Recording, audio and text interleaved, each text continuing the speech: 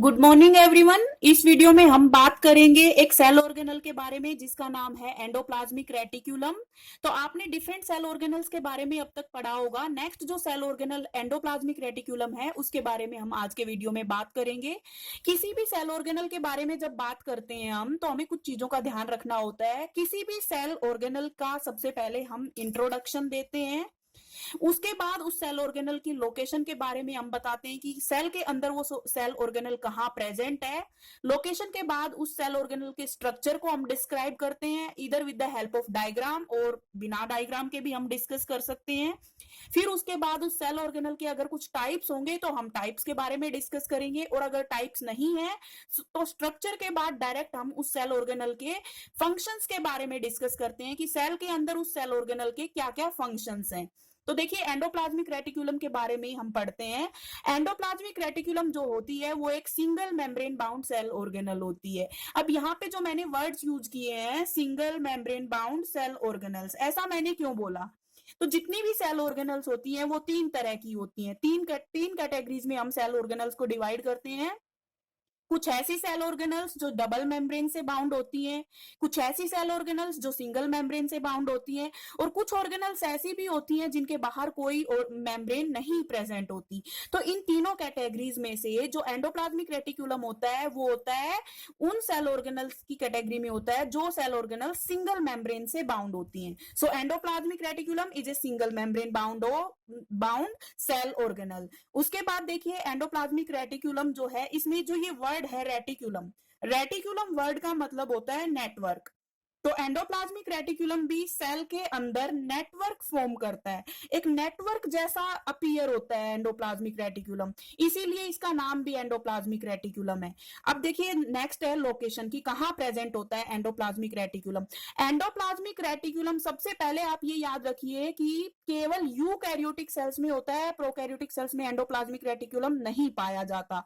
Eukaryotic cells के अंदर भी एंडोप्लाज्मिक रेटिक्यूलम कहां होता है? सेल के साइटोप्लाज्म में होता है। तो इसका भी एक एक्सेप्शन है।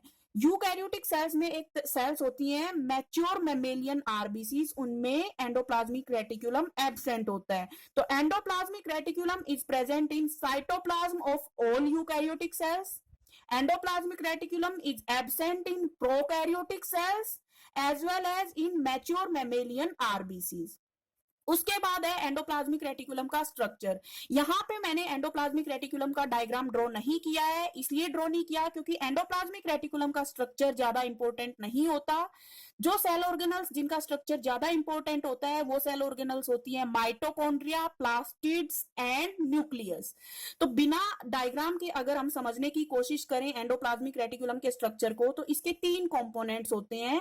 एंडोप्लाज्मिक रेटिकुलम में सिस्टर्ने प्रेजेंट होते हैं, वेसिकल्स प्रेजेंट होते हैं और ट्यूब्यूल्स प्रेजेंट होते हैं। और ये जो ट्यूब्यूल्स होती हैं एंडोप्लाज्मिक रेटिकुलम की, ये एक नेटवर्क फॉर्म करती हैं और न्यूक्लियस से प्लाज्मा मेम्ब्रेन के बीच ये प्रेजेंट होती हैं। इसके बाद नेक्स्ट है एंडोप्लाज्मिक रेटिकुलम के टाइप्स। एंडोप्लाज्मिक रेटिकुलम दो टाइप का होता है इस बेसिस पे कि एंडोप्लाज्मिक रेटिकुलम के सरफेस के ऊपर राइबोसोम्स अटैच्ड हैं या अटैच्ड नहीं हैं। तो दो तरह के एंडोप्लाज्मिक रेटिकुलम में पहला है रफ एंडोप्लाज्मिक रेटिकुलम जिसे आप RER से डिनोट करते हैं। नेक्स्ट है स्मूथ एंडोप्लाज्मिक रेटिकुलम जिसे आप SER से डिनोट करते हैं। जो रफ एंडोप्लाज्मिक रेटिकुलम होता है वो न्यूक्लियर मेम्ब्रेन के कंटिन्यूएशन में ही प्रेजेंट होता है, जबकि smooth endoplasmic reticulum nuclear membrane से या न्यूक्लियर एनवलप से अटैच्ड नहीं होता, it is present somewhere else in the cytoplasm. तो रफ एंडोप्लाज्मिक रेटिकुलम का मतलब है वो एंडोप्लाज्मिक रेटिकुलम जिसके सरफेस के ऊपर राइबोसोम्स अटैच्ड होते हैं।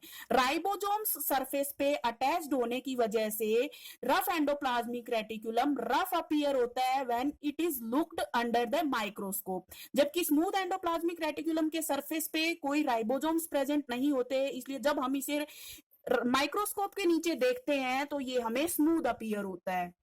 इसके अलावा कुछ और डिफरेंसेस हैं जो मैं रफ ईआर और स्मूथ ईआर में बताना चाहूंगी यहाँ पे। रफ ईआर, पहला डिफरेंस तो अभी हमने डिस्कस कर लिया कि रफ ईआर के सरफेस पे राइबोसोम्स होते हैं, स्मूथ ईआर के सरफेस पे राइबोसोम्स अटैच्ड नहीं होते। रफ ईआर जो होता है वो न्यूक्लियर मेम्ब्रेन के साथ अटैच्ड होता है, स्मूथ ईआर न्यूक्लियर मेम्ब्रेन के साथ अटैच्ड नहीं होता है। रफ ईआर का काम होता है सेल के अंदर प्रोटीन्स सिंथेसाइज करना, क्योंकि इसके सरफेस पे राइबोसोम्स हैं, राइबोसोम्स का काम प्रोटीन सिंथेसिस का होता है, तो rough ER is involved in protein synthesis. जबकि स्मूथ ईआर का काम होता है लिपिड सिंथेसाइज करना, फैट्स सिंथेसाइज करना, स्टेरॉइड सिंथेसाइज करना। रफ ईआर पाया जाता है मेनली उन सेल्स के अंदर जो सेल्स एक्टिवली इन्वॉल्व होती हैं प्रोटीन सिंथेसिस में, जबकि स्मूथ ईआर पाया जाता है उन सेल्स में जिनका फंक्शन क्या होता है, सिक्रीशन का, यानी ग्लैंडुलर सेल्स में। तो ये मैंने कुछ डिफरेंसेस बताए रफ ईआर और स्मूथ ईआर में। लास्ट इस टॉपिक में जो हम डिस्कस करेंगे वो है functions of endoplasmic reticulum. Endoplasmic reticulum के क्या फंक्शंस होते हैं, इसमें हम रफ ईआर के भी फंक्शंस डिस्कस कर लेंगे और स्मूथ ईआर के भी। सबसे पहला जो फंक्शन होता है वो होता है कि एंडोप्लाज्मिक रेटिकुलम जो होता है ये एक चैनल फॉर्म करता है, एक ऐसा चैनल जो मटेरियल्स के ट्रांसपोर्टेशन में इन्वॉल्व होता है। मटेरियल्स से यहाँ मेनली हमारा मतलब है प्रोटीन्स।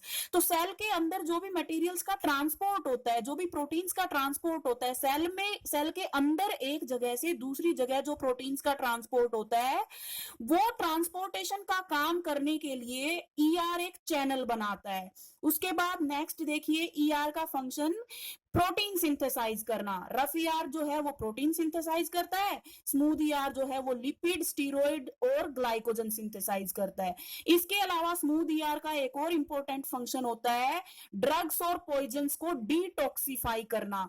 मेनली लीवर की सेल्स के अंदर ये ऐसा काम करते हैं smooth endoplasmic reticulum. Next function है membrane biogenesis. Endoplasmic reticulum membrane biogenesis में हेल्प करता है। तो आपको यहाँ पे ये समझना होगा कि मेम्ब्रेन बायोजेनेसिस क्या होता है।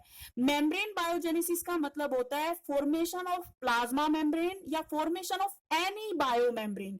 अब हमें पता है कि आपने प्लाज्मा मेम्ब्रेन में आप लोगों ने देखा होगा कि प्लाज्मा मेम्ब्रेन जो है वो बनी होती है प्रोटीन्स और लिपिड्स की, और प्रोटीन्स और लिपिड्स कहाँ बनते हैं, एंडोप्लाज्मिक रेटिकुलम में। तो इस तरीके से एंडोप्लाज्मिक रेटिकुलम एक तरह से मेम्ब्रेन बायोजेनेसिस में इन्वॉल्व होता है। तो ये हमने एंडोप्लाज्मिक रेटिकुलम के बारे में डिस्कस कर लिया।